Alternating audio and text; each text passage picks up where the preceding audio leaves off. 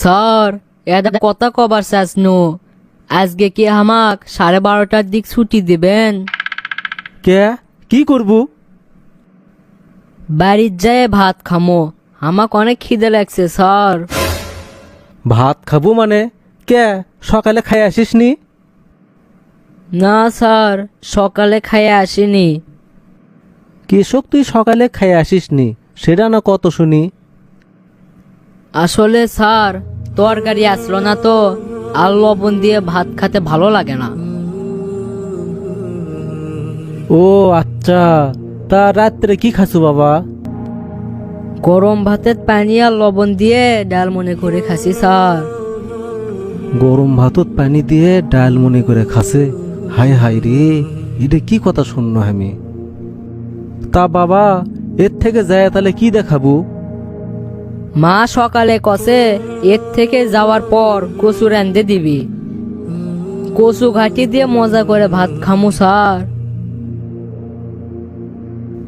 আর জানেন স্যার, আমার মাও সেই সুন্দর করে কচু রান্ধিবার পায়।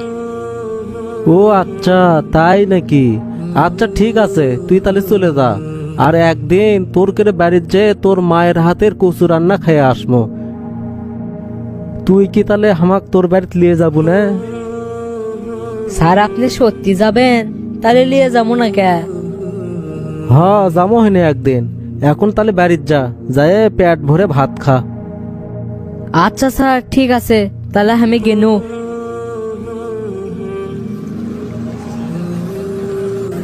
ভাই কি খবর? আপনি কাজকে মন মরা লাগছে কৃষক। আসলে কি আর কমো ভাই, আমার কর ভাষাই নাই।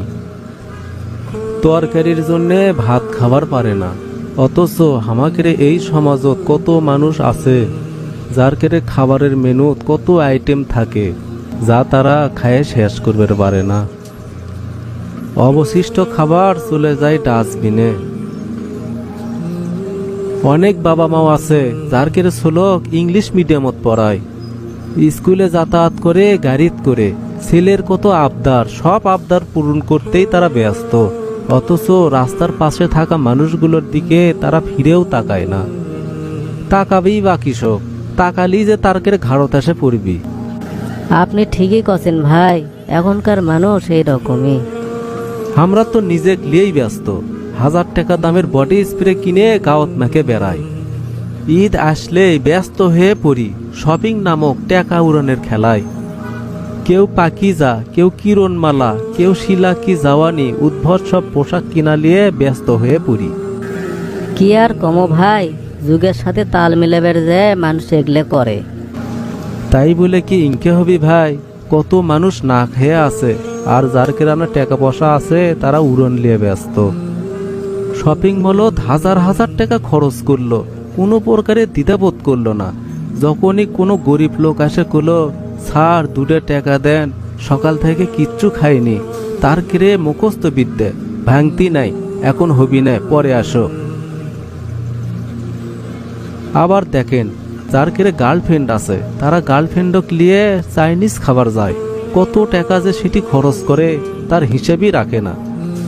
অথচ গরিব রিক্সাওয়ালা যখন কয়, স্যার আজকে আনা 5 টাকা বাড়াই দেন, ছেলেটা অসুস্থ, কিছু ওষুধ কিনে নিয়ে যাওয়া লাগবে, টাকা তো দেয় না, তার কেড়ে গাঁত হাত তুলতেও দ্বিধাবোধ করে না। আপনিই কোন তো ওই গরিব লোকগুলোর অপরাধ কি?